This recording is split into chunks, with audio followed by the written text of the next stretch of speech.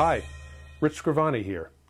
Have you ever been at a media convention and admired those rare original posters that are on display and even wished you could own one? Then you took a look at the price tag and decided, I think I'll go for the reproductions over there. Well, believe it or not, there was a time when these works of art were highly affordable to the average collector, but times have changed. My guest John Skillin is one of the lucky ones who's managed to amass an enviable collection. Let's join him now and learn the ins and outs of this unique hobby. Right here on Front Row.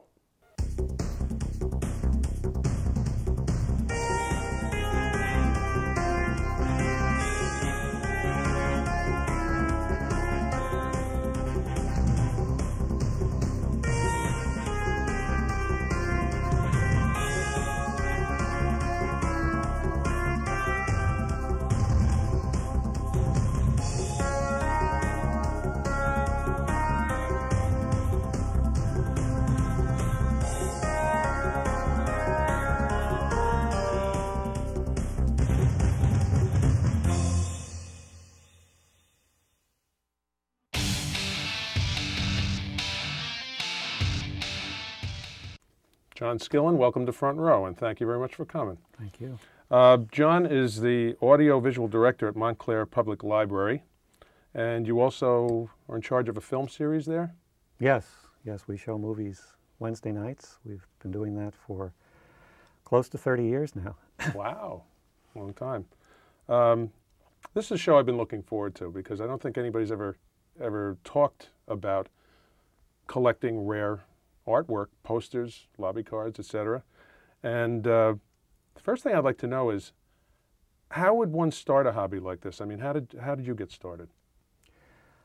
I got started just by seeing posters in the lobbies of the theaters when I would go to the movies on Saturday afternoon, and I saw a lot of the American International posters there and admired them, but I could never seem to get any. Although I tried, I would ask the managers and they would always refuse me.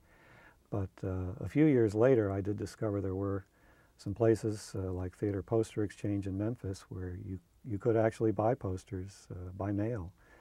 And in those days, they were very inexpensive and not that hard to find. So I've kind of heard about the prices, which we'll go into. And to your knowledge, was this kind of thing popular or being done back in the 30s or 40s? Were people collecting this kind of thing? I'm not really aware that they were. There must have been a few, but I'm sure that it was on a very small scale. There may have been a few isolated individuals who were interested in the posters, but very few people took them seriously. Yeah. Certainly they weren't considered art. They were considered disposable advertising for the most part.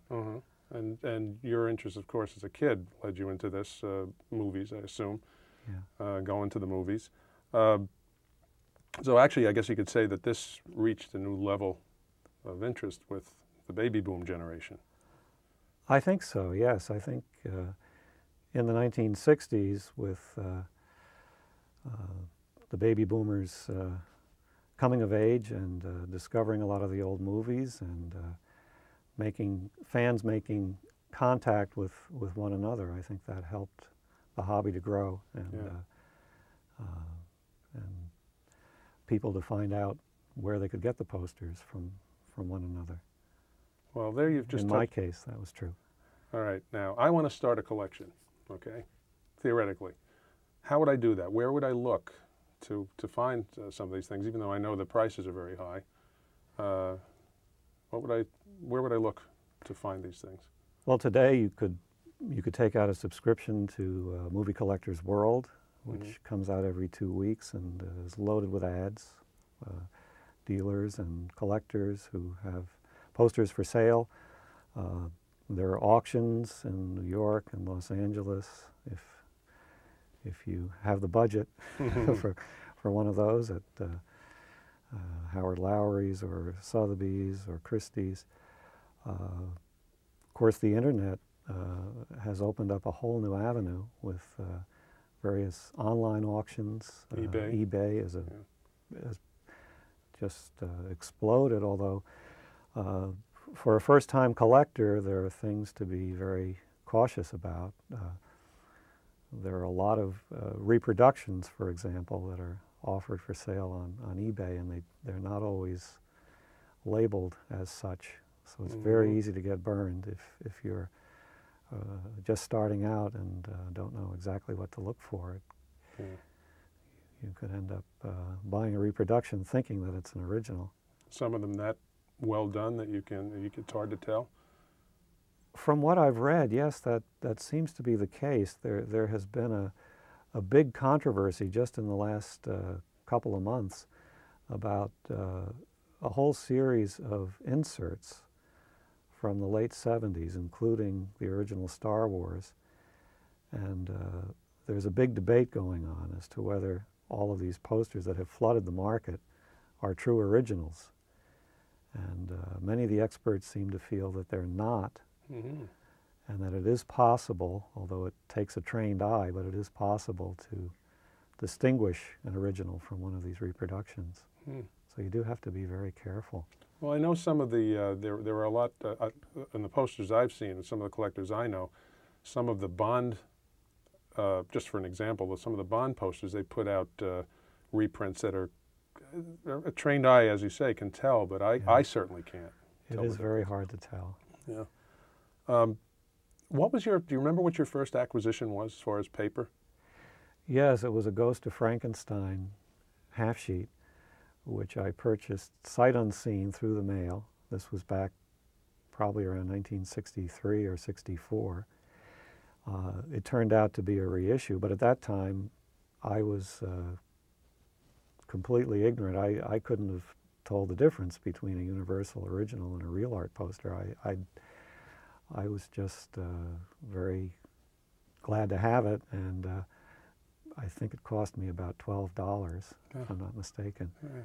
And it was kind of tattered, but that was the beginning. Well, what would that go for today, a $12 investment? Probably $400 or $500, I would guess. Yeah. I haven't seen too many of those around. Yeah.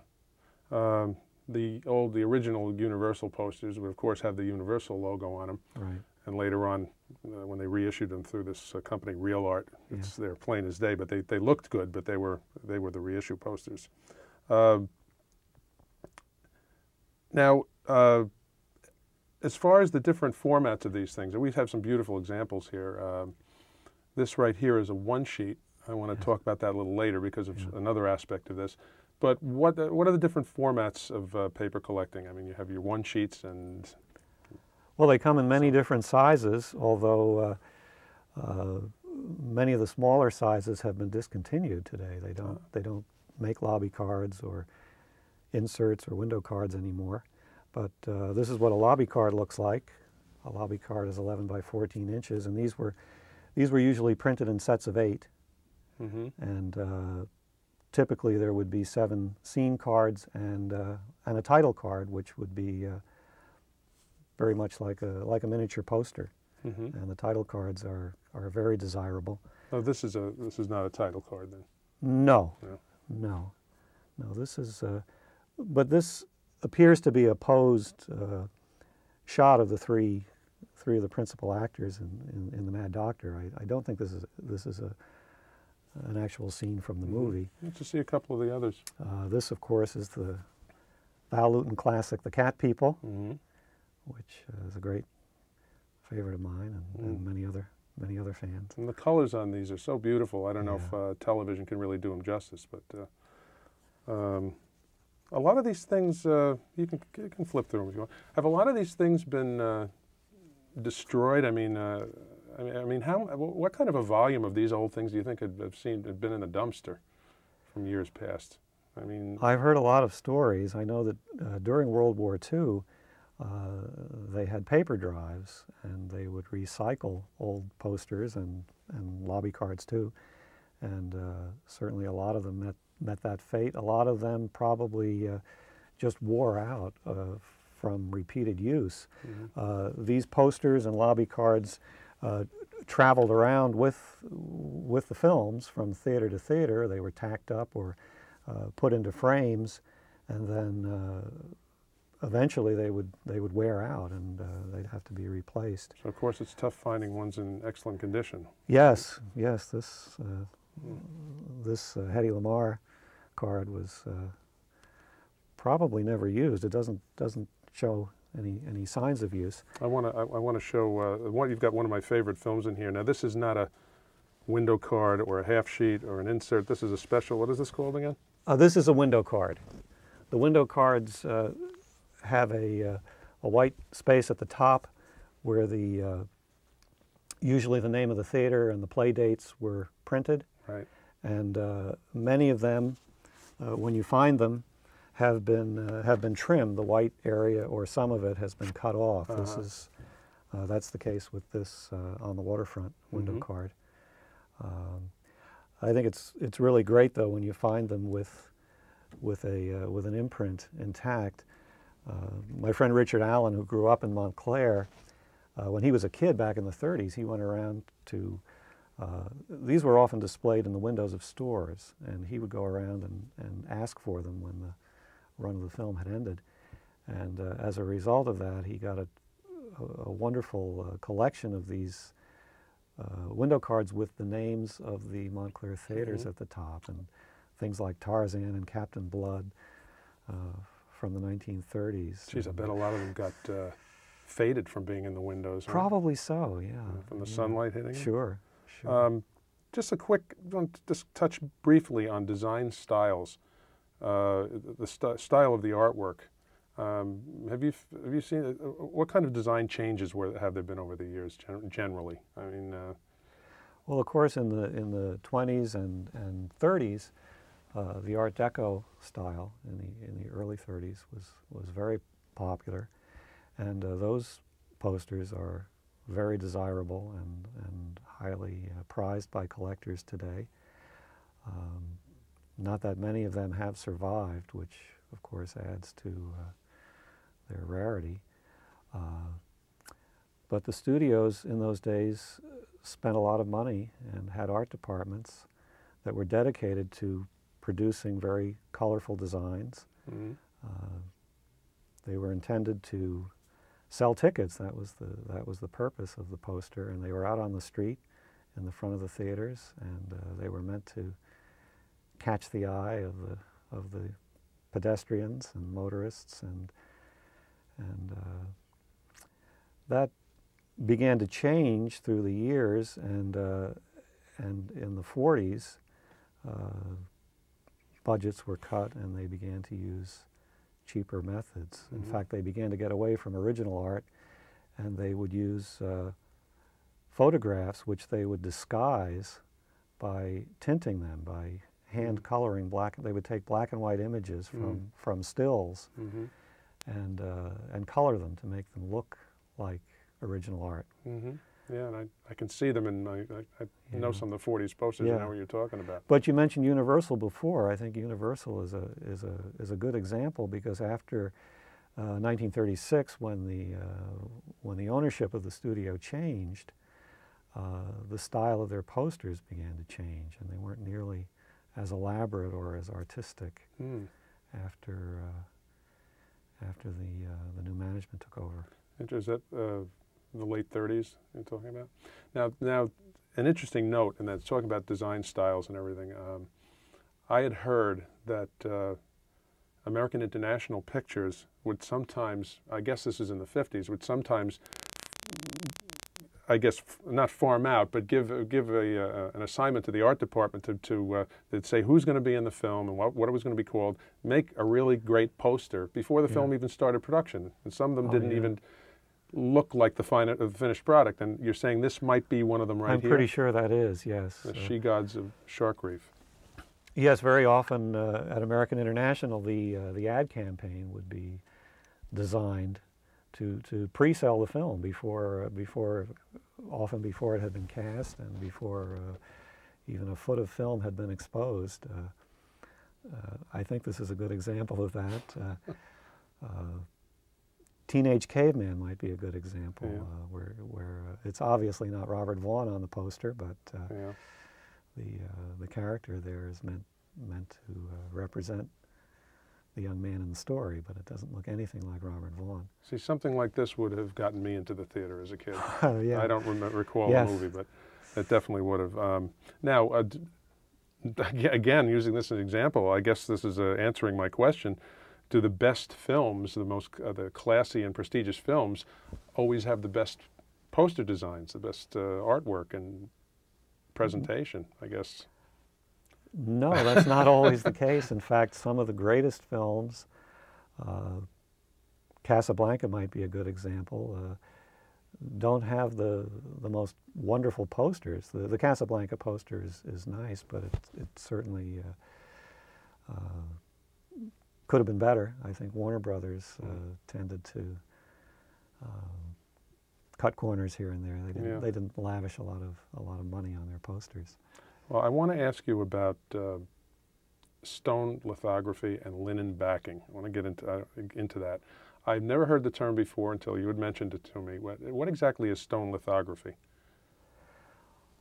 Well, I don't understand all of the finer points, but it does involve printing with actual stones, and I think it was a variety of limestone, a very porous stone that was used, and the color would be applied in 4 passes through the press.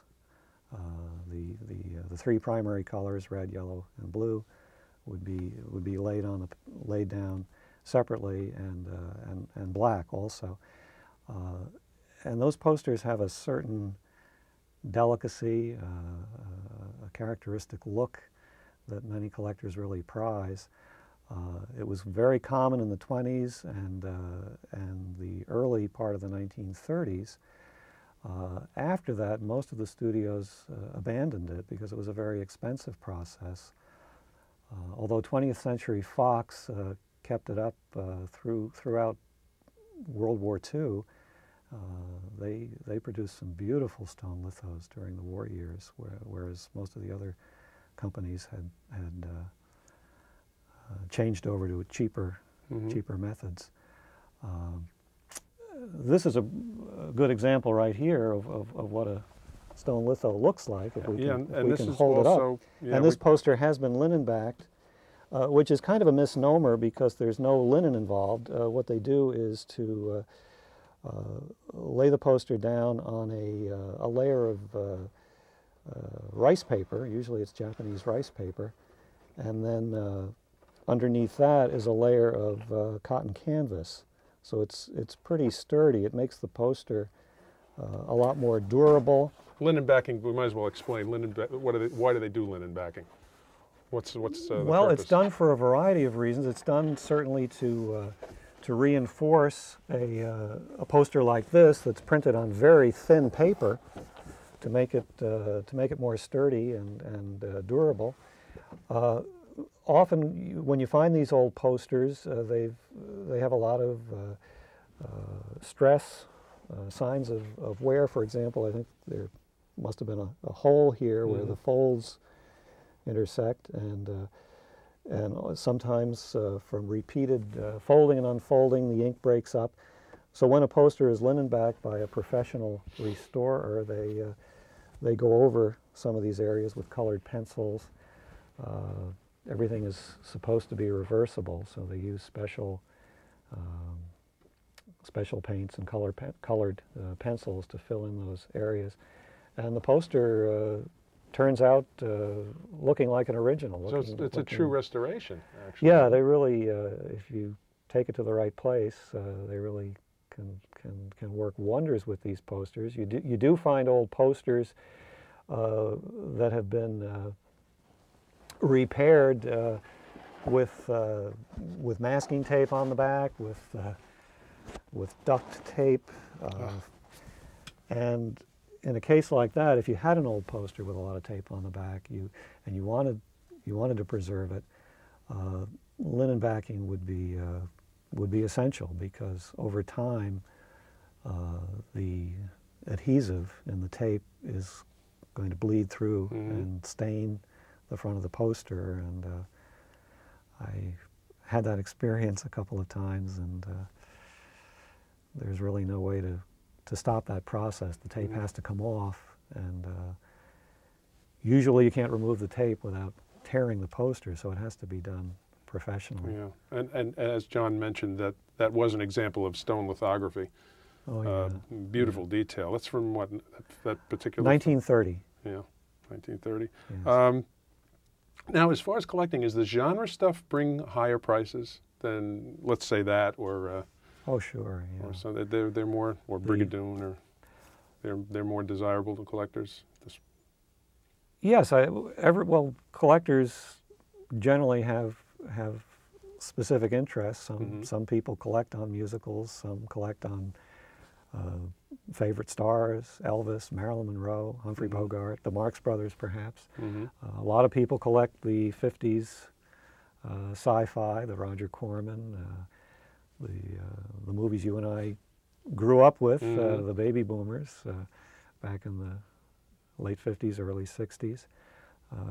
Universal horror has always been very hot, and those posters go for huge sums of money. Yes, as as an example, the auction, was it Sotheby's? For the Sotheby's or Christie's, I'm not sure which. The Mummy, an original one sheet. Yes. How much did that bring? Do you remember? It was almost... It was about $400,000. Yeah, I thought so. Yeah. Incredible. Yeah. Absolutely incredible. Now, I've always noticed, as a non-collector of paper, I mean, part of me would like to, but doesn't want to spend the money, that the foreign posters always struck my eye. They always seemed more imaginatively designed to me. And are there people who were hunting for those? Is there a big market for those? Yes, yes, they seem to be catching on now. The posters from Italy and France and Poland, Sweden, there certainly is a big and a growing market for those. And it's sometimes difficult to find them.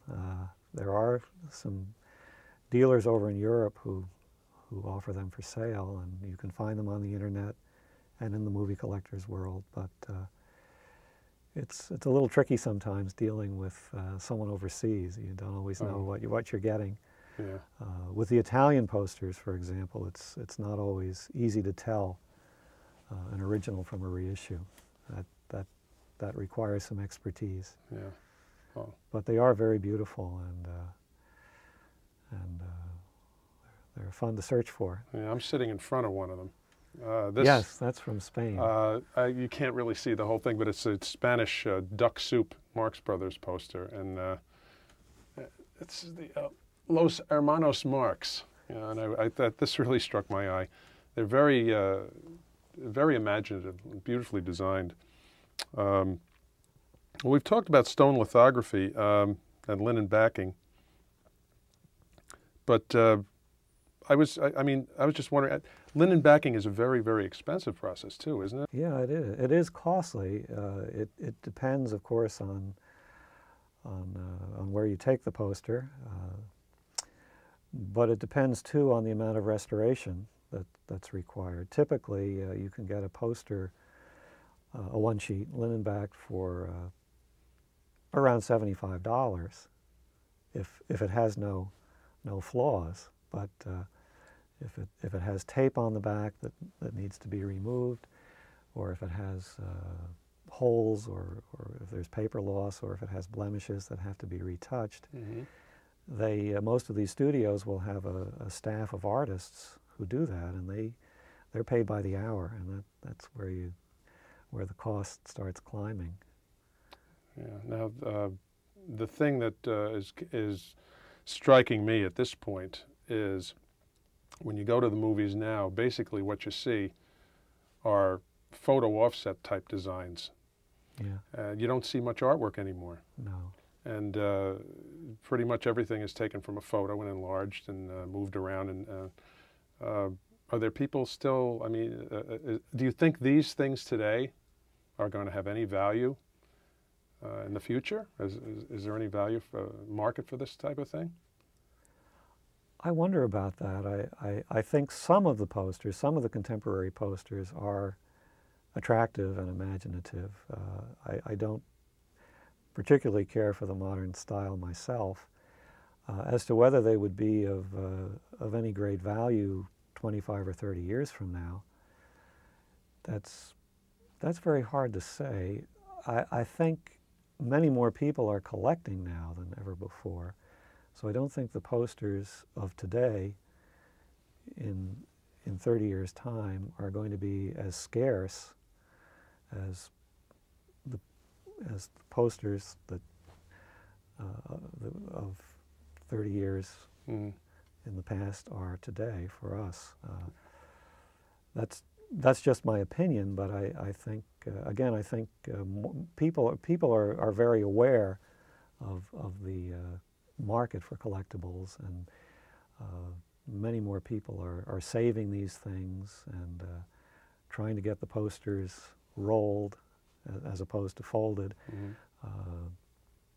And most posters today, I guess, are shipped that way rather than folded up the way these older posters. I heard from somebody, I don't know who it was, that some theater somewhere in the States, behind the walls or something, they found a huge cache of these old things. Yes, you hear those stories all the time. And I don't know the details or anything, but they've even found lobby cards underneath the carpeting in one old theater where they pulled up this old carpeting and found lobby cards underneath the carpet. I guess every collector dreams of finding a cache like that in an old theater or in an attic or an old Foot Locker. Yeah. Well, John, believe it or not, we've run out of time. And I appreciate you bringing these treasures with you. And you have an enviable collection. And I someday hope to see everything that you've amassed. Sure. But thanks a lot for being on Front Row, and we appreciate it. Well, thank you, Rich. I've enjoyed it. Thank you very much. Well, much as I'd love to own and display some of the great things you saw on the show today, I think I'm going to have to stick to repros for a while myself.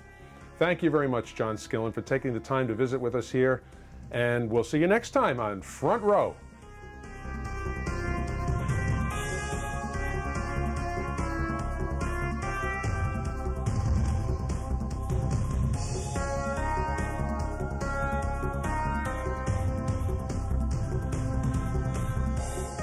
A lot of these things, you can flip through them.